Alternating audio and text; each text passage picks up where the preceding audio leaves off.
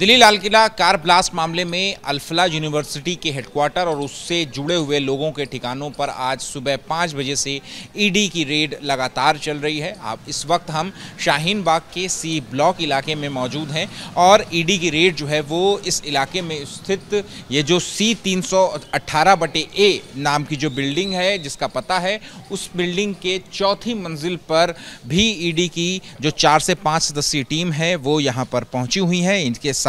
जो local police के जो जवान हैं वो भी मौजूद हैं और यहाँ पर सुबह 5 बजे से जो ईडी की रेड है वो जो चौथी मंजिल आप देख रहे हैं, इस बिल्डिंग की उस चौथी मंजिल पर जो ईडी की रेड है वो चल रही है। और बताया जा रहा है कि वह जो मकान है वो अल-फलाह से के मैनेजमेंट से जुड़े हुए एक शख्स का है, जिसके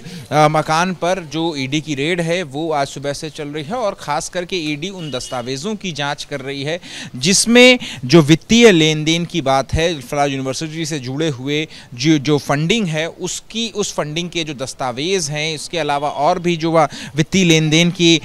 जो कागजात हैं उनको खंगालने की कोशिश जो है वो ईडी के जो अधिकारी हैं वो सुबह से कर रहे हैं। क्योंकि अल-फलाह यूनिवर्सिटी जो है वो उस केंद्र में है, लगातार सवालों के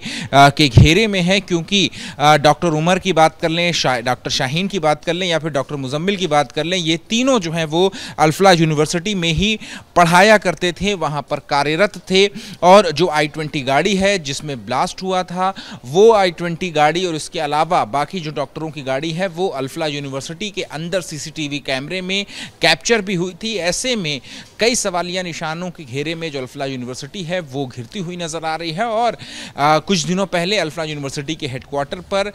क्राइम ब्रांच की भी टीम पहुंची हुई थी। और आज जो सुबह से ईडी की जो रेड है वो न सिर्फ अल-फलाह के हेडक्वार्टर पर बल्कि अल-फलाह के मैनेजमेंट से जुड़े हुए जो व्यक्ति हैं उनके ठिकानों पर भी, उनके घरों पर भी जो ईडी की रेड है वो चल रही है। और ऐसे शाहीन बाग में 3 से 4 जगहों पर इस तरीके की जो रेड है वो ईडी की चल रही है। और आपको बता दें कि तंग गलियां हैं, चूँकि शाहीन बाग की ये तंग गलियां हैं, सेंसिटिव इलाका माना जाता है, संवेदनशील इलाका माना जाता है।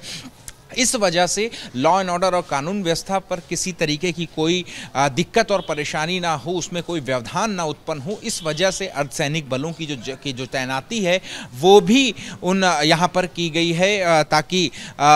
जो है वो किसी भी तरीके का लॉ एंड ऑर्डर की स्थिति जो है वो ना बिगड़ने पाए। तो इस C318/A जो इस बिल्डिंग का पता और इसकी चौथी मंजिल पर ईडी की जो रेड है, जो 4 से 5 सदस्यीय टीम है, वो ईडी की टीम आज सुबह 5 बजे जो है वो पहुंची हुई थी। और लगातार जो है वो सुबह से ही यहाँ पर जो दस्तावेज़ों को खंगाला जा रहा है। अल-फलाह के ट्रस्ट के जो मैनेजमेंट से जो जुड़े हुए जो व्यक्ति हैं जिनका संबंध अल-फलाह यूनिवर्सिटी से भी था, उनके ठिकानों पर भी जो ईडी की जो छापेमारी है वो सुबह से चल रही है। कैमरा पर्सन सुनील कुमार के साथ अहमद बिलाल, ABP न्यूज़, दिल्ली।